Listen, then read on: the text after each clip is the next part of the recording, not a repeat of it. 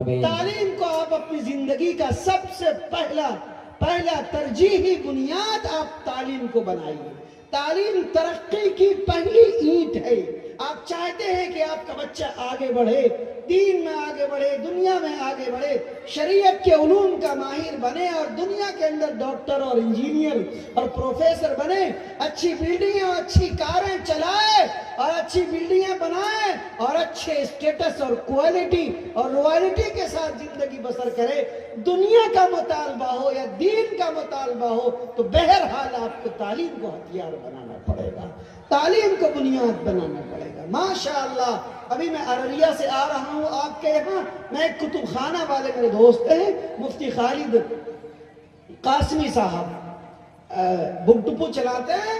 بات پہ بات آنے لگی تو کہنے لگے کہ مفتی صاحب ماشاءاللہ ہمارے ارریہ میں تعلیم کا گراف بڑی تیزی کے ساتھ بڑھ رہا ہے۔ ہم لوگ کہتے تھے کہ ہم لوگ تعلیم میں بہت پسماندہ ہیں، تو مفتی صاحب نے مجھے بتایا کہ مفتی صاحب یہ پرانا ڈیٹا ہے، اب کافی کئی سال پرانا ڈیٹا ہے کہ ہم لوگ پسماندہ ہیں، لیکن انہوں نے کہا کہ جو گاؤں اور دیہات کے لوگ شہر کے اندر آ کے تعلیم حاصل کر رہے ہیں یا گاؤں اور دیہات کے اندر جو اسکول ہیں، مدارس ہیں، مکاتب ہیں، تعلیمی ادارے ہیں، پچھلے سال کے مقابلے میں 60%، 70% ہمارا تعلیم کا گراف بڑھا ہے۔ یہ بڑی خوش آئند بات ہے۔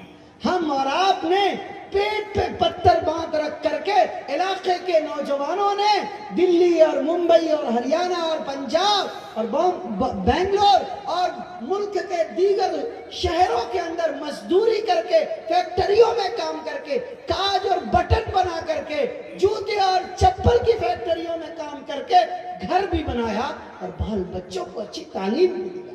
ہم ایسے نوجوانوں کو مبارکباد پیش کرتے ہیں۔ تعلیم آپ کا سب سے پہلا کام ہونا چاہیے۔ بھوکے رہیے۔ ایک ڈاکٹر صاحب سے میری ملاقات ہوئی، دانت کے بڑے اچھے ڈاکٹر ہیں۔ میں نے کہا کہ ڈاکٹر صاحب آپ کی تو بڑی کمائی ہے۔ انہوں نے چائے پی کی دعوت دی تھی مجھے، تو میں نے چائے پی تو دیکھا کہ بڑا ٹوٹا بھنگا گھر تھا، تو میں نے کہا کہ ڈاکٹر صاحب آپ کو تو گھر دیکھ کے بالکل ہی پتہ نہیں چلتا کہ آپ ڈاکٹر صاحب ہیں۔ ڈاکٹر صاحب کی تو بڑی کمائی ہوتی ہے، شاندار بلڈنگیں اور چمچماتی کاریں رہتی ہیں ان کی، آپ کی کچھ بھی نہیں نظر آ رہی ہے، ٹوٹا پھوٹا گھر ہے۔ آنکھیں بیچارے کی ڈبڈبا گئی، کہنے لگے کہ وہ سوال آپ نے پوچھا جو سوال کوئی نہیں پوچھتا، مفتی صاحب میں اینٹ اور گارے اور پتھر اور سیمنٹ کی تعمیر نہیں کرنا چاہتا۔ میں نے اپنی اولاد اور اپنے بیٹے اور اپنی بیٹی کو اتنی تعلیم دی، جتنا میں نے کمایا سب اپنے بچوں کی تعلیم اور تربیت پہ خرچ کیا۔ میں چاہتا ہوں کہ میں مروں تو میرے بچے میرے پیچھے میں ڈھیروں ساری تعلیم کے ساتھ ترقی کی منزلوں پہ بلند ہوں، میں اسے ٹوٹے پھوٹے گھر میں چلا جاؤں اور بچے اتنی تعلیم کریں کہ ان کے پیچھے دنیا اور دھن اور دولت اور بلڈنگوں کی کوئی گنتی نہ رہے، وہ ایمان اور اسلام پہ بھی زندہ رہیں اور دنیا کی ترقی ان کے قدموں پہ آئے۔ میں اس حال میں گھر سے رخصت ہونا چاہتا ہوں۔ قابل مبارکباد ہے۔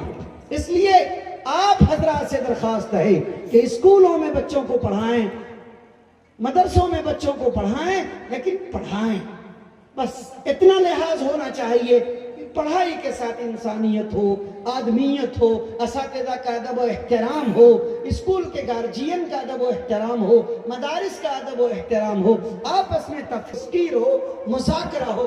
گھر کے اندر جو عورتیں ہیں، بچیوں سے میں کہوں گا کہ جو بچیاں اسکول میں پڑھتی ہیں، وہ بچیاں یہاں جو دینیات سیکھتی ہیں، قرآن سیکھتی ہیں، بنیادی دینی تعلیم سیکھتی ہیں، آپ اپنے گھر جاؤ تو اپنی ماں کو آدھا گھنٹہ لے کے بیٹھ جاؤ، اپنی دادی کو، اپنی چاچی اور اپنی مامی کو ان کو قرآن سکھاؤ، 10 سورہ، 20 سورہ، 25 سورہ ان کے قرآن کی طرح ہو، بنیادی مسائل ان کو بتاؤ کہ ہمیں تعلیم دی جا رہی ہے، ہم کیسے تھے اور ہم کیسے بنتے چلے جا رہے ہیں۔